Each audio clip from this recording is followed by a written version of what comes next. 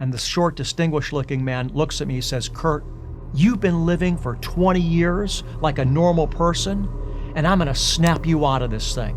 I stood up, I said, "Well, can I leave?" And one of his big bodyguards said, "Sit down." Growing up in a very Jewish cultural environment, it never really felt to me that God was a big part of anything. It was much more social. It was that you go to synagogue because you're Jewish, but I don't ever remember God being at the forefront of anything, other than simply going through the liturgy, the memorized portion of the prayers, that was just, once again, part of having a Jewish identity. I was a very committed athlete. I started wrestling in 7th grade, and every year I got more and more focused on this sport. I would go to sleep at night, and I'd envision myself with my hand raised being the state champ, and I got to the place where I felt there was nobody that I could not beat. I felt like I was in control. It was a great time in life, but things changed just like that.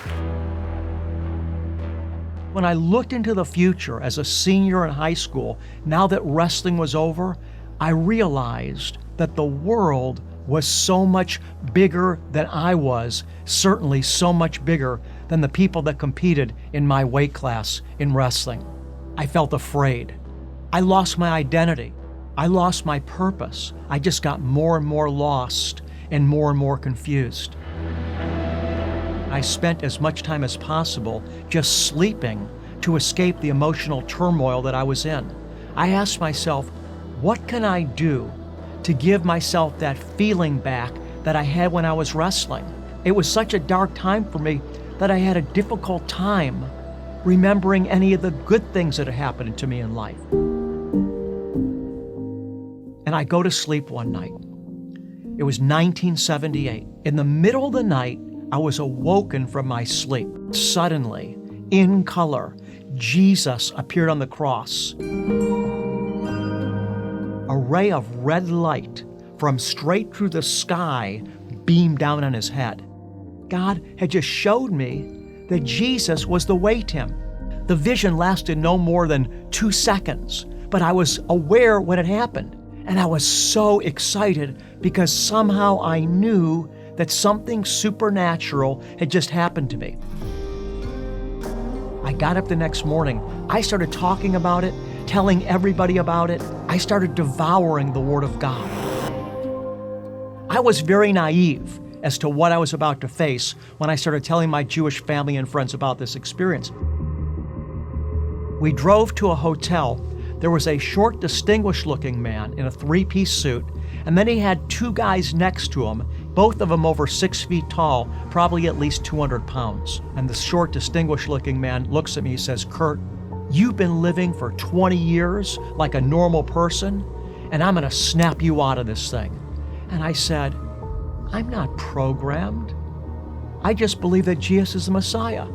And he said, "Well, you've got nothing to worry about." I stood up, I said, "Well, can I leave?" And one of his big bodyguards said, "Sit down." We went back to my home, but one of the bodyguards was with me. He slept in my bedroom that night so that I couldn't escape. And then the next morning, he and I drove to one of their rehabilitation houses in California. It wasn't too long after that. I walk in the home, I see that there's some suitcases standing right at the door. And my dad points out the window to the street, to the parking lot area. He says, "You see that police car out there? We've probated you to the psychiatric ward of Mount Sinai Hospital in Cleveland, Ohio." Was locked up in the psychiatric ward for 2 months. It was one of the worst experiences I've ever had in my life. Every day I would wake up and there was no place to go. You couldn't get out. You were locked in this ward. It was a terrible, terrible experience. After 2 months, I was released.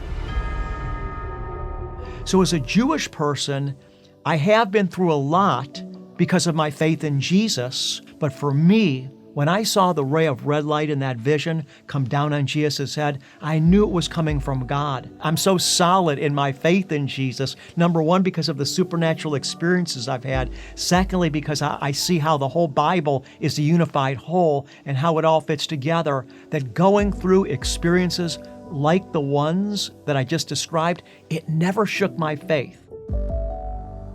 I know that I know. Sure, there's been times that it's like I feel, well, God, where are you? I don't feel you. There's been times that I've got discouraged, but I've never wavered in my faith. See, when I built my life on wrestling, my life was built from the outside in. My life was dependent on something disconnected from myself. But when wrestling ended, I fell apart. Now I'm building my life on something that's from the inside out. Jesus said He had come to give life and to give it more abundantly, that He is the way, the truth, and the life. I've been on this track now for 40 years, and I can't wait to meet Him face to face. God has a reward for everyone that will choose to follow Him.